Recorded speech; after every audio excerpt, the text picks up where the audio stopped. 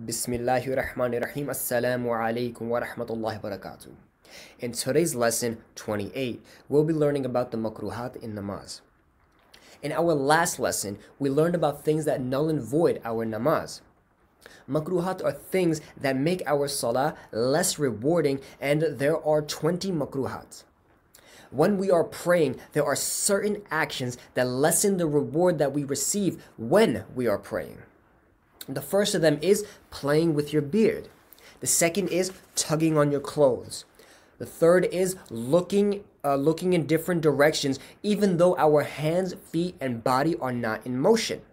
To clarify, do not rotate your eyeballs, rather look down at the spot where we are going to make sajda.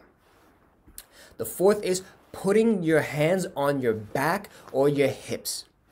The fifth is lowering your clothes or cloths. For example, Arabs have a headpiece that covers their whole entire head.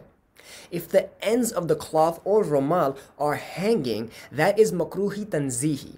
If a piece of your cloth is long, fold it to your shoulders so it won't hang. Here are a few words of wisdom that were given to me, and I wish to bestow the knowledge onto all of you. In today's day and age, we see a lot of the youth and students who pray their salah but with their elbows exposed, as well as some might be distracted and start fidgeting with their clothes and whatnot. If you as an elder or anyone else who sees this, do not criticize them right away and in front of everyone. This will only lead towards embarrassment and only pushes the student further away rather than bringing them closer, which is obviously the goal.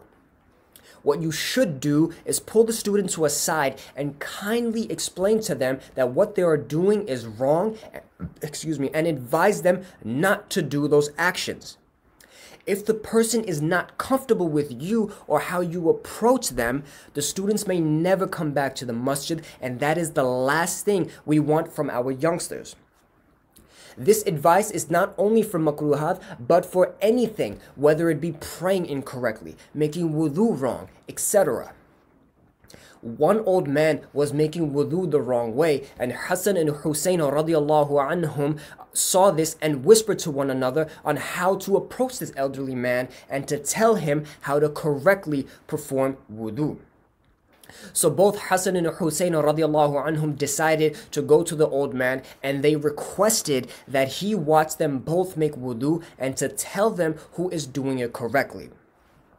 When the man saw them making wudu, he began to cry because he realized that they were performing it correctly and it was he who was doing it incorrectly. This is how we should be educating and informing people on how to correct something that is being done incorrectly. We see the wisdom being used here, and notice how Hassan and Hussein radiallahu anhum did not criticize the man, nor did they yell at him, or did they make the old man's situation known to everyone else. It was between them and the old man, and that's how it's supposed to be. Moving on to the sixth, which is cracking your fingers during salah is undesirable and can make your salah makruh. The seventh is if you need to urinate or defecate and you engage in salah, that is makruh because that will not help a person concentrate in namaz. If you engage in salah under these conditions during salah, you have to urinate, fart, etc., then it is wajib to break your salah. The eighth is making sajda like women, i.e. touching your belly with your thighs.